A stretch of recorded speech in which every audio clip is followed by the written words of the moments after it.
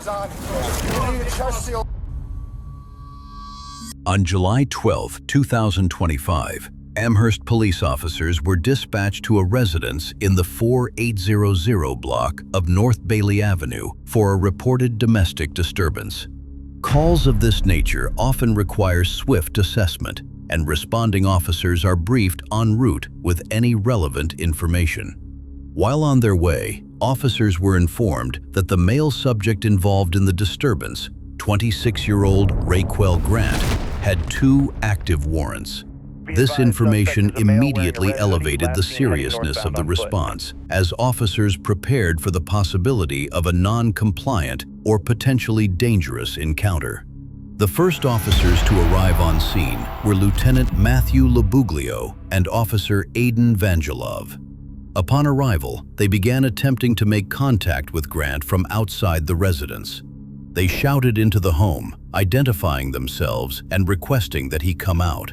There was no immediate verbal response, and officers waited briefly to see whether Grant would comply with their instructions. Within moments, the situation escalated rapidly. Without warning, Grant exited the residence through a rear window, launching himself out of the home instead of using a door or responding to verbal instructions. As he emerged, officers saw that he was armed with 2 knives, one in each hand. Instead of fleeing or attempting to hide, Grant rushed directly toward Officer Vangelov. The attack unfolded within seconds. Grant charged with full force, closing distance before officers could reposition.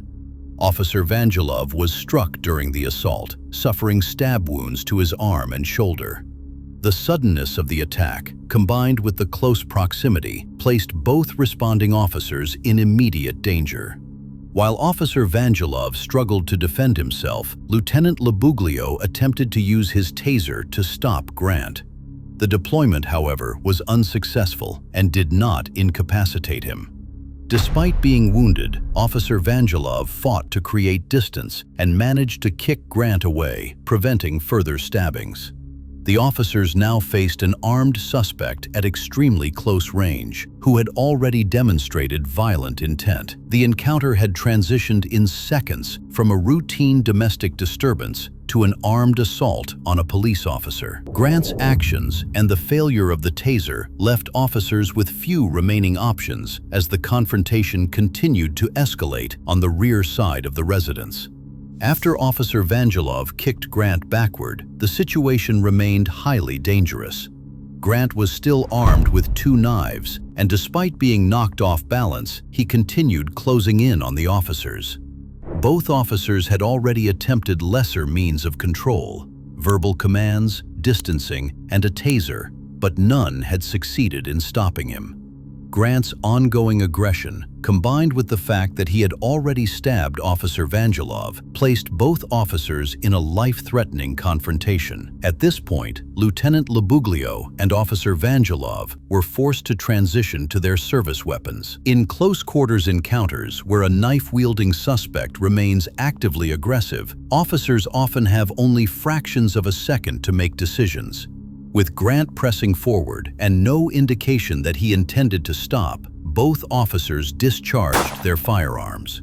According to Amherst police, a total of 5 rounds were fired. Grant was struck in the side and elbow, bringing the violent confrontation to an end. From start to finish, the confrontation lasted 6 seconds, a brief but intense sequence during which Grant charged from the window, stabbed an officer, resisted a taser deployment, and continued pressing forward despite commands and physical force. The speed of the attack underscored the level of danger faced by the responding officers. Once Grant fell and the threat was neutralized, both officers immediately shifted from defensive action to life-saving measures. Amherst police emphasized that as soon as the danger ended, the officers began rendering aid without delay. They called for an ambulance and retrieved medical kits from their patrol vehicles. Officer Vangelov, despite being injured, assisted as much as he could while additional officers arrived. Within 1 minute of the shooting, first aid was underway. Officers applied pressure to Grant's wounds and monitored his condition until paramedics arrived. Emergency medical services transported both Grant and Officer Vangelov to the hospital. Grant was admitted in serious condition due to the gunshot wounds he sustained. Officer Vangelov was treated for stab wounds to his arm and shoulder, as well as additional bruising from the assault. Despite his injuries, Officer Vangelov was later released from the hospital and was expected to make a full recovery. The rapid transition from a domestic disturbance call to a violent armed attack made the incident one of the most dangerous types of encounters officers can face. After the immediate threat was contained and both injured individuals were transported to the hospital, the scene on North Bailey Avenue shifted from active danger to investigative procedures. Officers cordoned off the rear of the residence, preserving the area where Grant had exited the window and attacked Officer Vangelov. Crime scene investigators documented the location of the knives, the spent casings, the taser, and the officers' positions during the confrontation. Medical staff provided updates to investigators as Grant's condition stabilized. He remained listed in serious condition, but doctors confirmed he was receiving the necessary treatment for his gunshot wounds. Meanwhile, Officer Vangelov underwent evaluation for the stab injuries he had sustained during the attack. The wounds to his arm and shoulder required medical treatment, and although the injuries were significant, he was later released and expected to fully recover. Detectives also reviewed the officer's body-worn camera footage, witness statements, and radio transmissions to construct a complete timeline of the 6-second encounter. This evidence confirmed that Grant had been armed with 2 knives, had charged at officers without hesitation, and had inflicted stab wounds before the use of lethal force occurred. The taser deployment was also reviewed, showing clearly that it was ineffective before Grant continued advancing.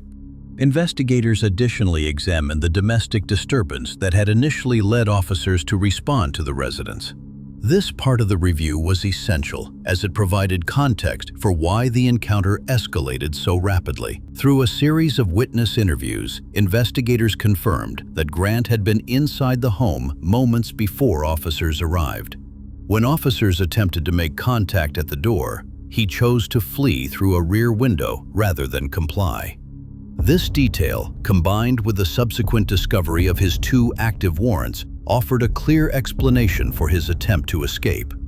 Instead of surrendering, he made a calculated decision to avoid arrest by any means necessary.